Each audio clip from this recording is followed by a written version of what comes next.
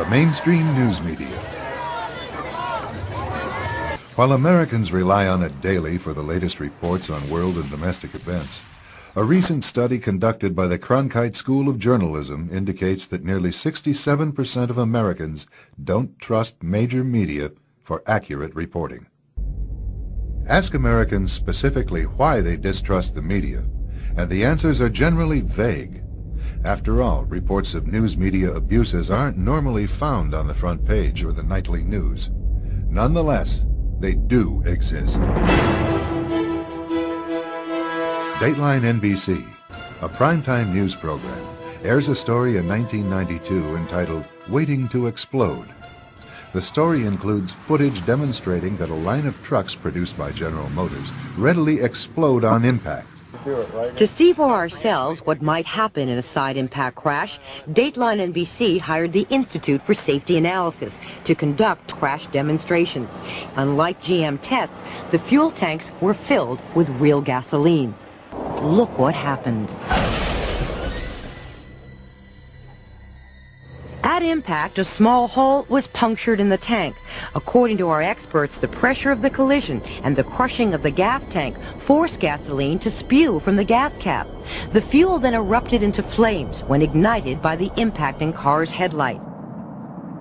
After the program airs, one of the firemen at the taping of the crash contacts GM. The conversation inspires a full-scale investigation. 3 months later, NBC is forced to reveal their role in fabricating the news. NBC's contractor did put incendiary devices under the trucks to ensure that there would be a fire if gasoline were released from the truck's gas tank. We said the crash, quote, forced gasoline to spew from the fuel cap, end quote. GM says since the gas cap was the wrong cap for the GM filler tube, and because the gas tank was overfilled, the cap came off when the impact occurred. We agree with GM that we should have told our viewers about these devices. The Dateline reporter, however, said, quote, at impact, a small hole was punctured in the tank, unquote. GM has now x-rayed that tank and found no hole. We acknowledge the placing of the incendiary devices under the truck was a bad idea from start to finish. That's our new policy, and we'll be right back.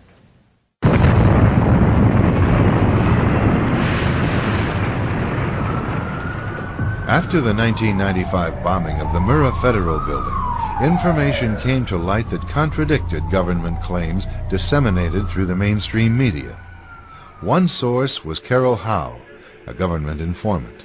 She revealed that federal agencies had prior knowledge of the terrorist plot and were ignoring several figures linked to the bombing. Roger Charles is a retired Marine colonel and former correspondent at ABC News. His news team interviewed Howe and obtained confirmation of her testimony. So here we had confirmation from a government representative in Denver with the McVeigh Prosecution Task Force saying, your facts are accurate. So we think we've got a slam dunk story. It will be a piece of cake to get it on air now because we have confirmation from a government spokeswoman that our facts are true. The story was ready to air on ABC Evening News, but to Charles' surprise, the story never ran. A few minutes later, a phone rang. Tom Gerald from ABC 2020 was on the phone to Thrasher saying the story had been killed for the evening. Didn't know why, but the decision in New York was not to run the story on Peter Jennings' nightly news that night. In order for the story to air, Charles reworked it following suggestions from New York. Well, the next morning, Don Thrasher gets a call from New York, and he gives me one of these. I couldn't believe it. I knew what the signal was. The story was not going to go again. In 1990, an age-old conflict in the Balkans erupted into civil war. A multi-sided and complicated overseas struggle was packaged by the mainstream media as a tidy melodrama. The predominantly Christian Serbs were cast as the villains. A key maneuver employed to demonize them involved a photo shoot. The news has always been used to stampede our reason with a perception and emotion. When you're talking about war, you get those heart-tugging appeals to pity in particular, and we've seen that again using images. Benjamin Works, president of the Strategic Issues Research Institute, is a military affairs analyst for Fox News and CNN. He recalls the emergency shelters set up by the Serbs to accommodate Bosnian refugees. I remember very vividly seeing tours by the camp commander showing the mess hall, showing food that, I wouldn't pay money for, but I'd gladly eat if it were free. And yet this was turned into a sensational story about concentration camps.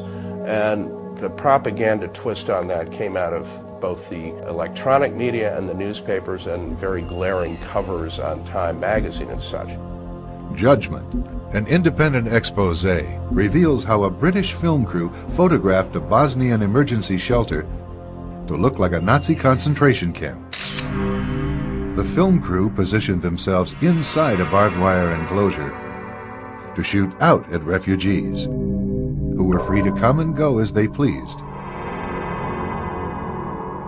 The cameras zeroed in on a refugee whose emaciated appearance was the result of a birth defect. We found that all of these allegations of a concentration camp were really frauds perpetrated by the reporters, and in fact, at least one, Roy Gutman, won a Pulitzer Prize for this kind of fabrication. And the image that helped motivate American involvement in an overseas entanglement was a total fake.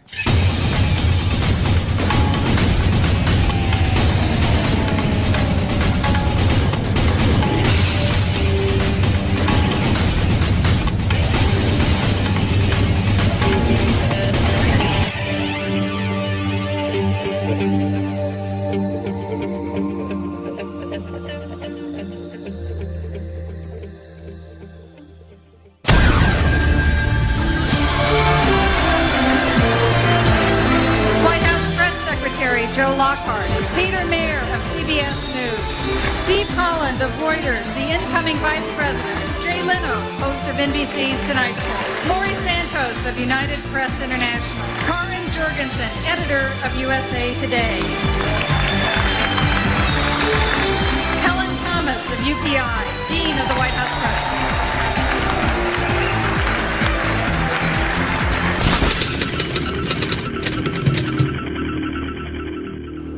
The star system has definitely crept into the media to the point where, although there used to be journalistic standards and something of a Chinese wall between the media pros and the newsmakers, that's been blurred, particularly by the administration, which has deliberately cultivated media personalities who are now present as guests at White House state dinners. And they don't seem to see any compromise of ethics or any conflict of interest in that.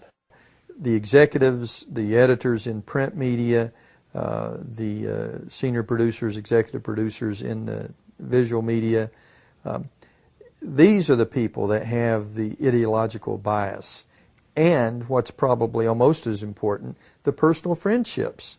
They go to the same country clubs, they go to the same dinners, they socialize with a lot of the people that they cover. And yet this is where corruption sets into any system. When the censors and the monitors become friendly with the people they monitor, that's when standards fly out the window. Today, standards in mainstream news reporting have more to do with career enhancement than reporting the truth. Of course, to get ahead in a bureaucracy by giving the boss what he wants, that's how you get ahead. So again, that is indicative of why there's so much homogenization in the media. You know, if you wanted to look at a pyramid, in the first couple layers, the really eager, hard-working young journalists are out there trying to get the stories, trying to make a name so they can move up that pyramid. Well, the further they move up the pyramid, the more they realize that,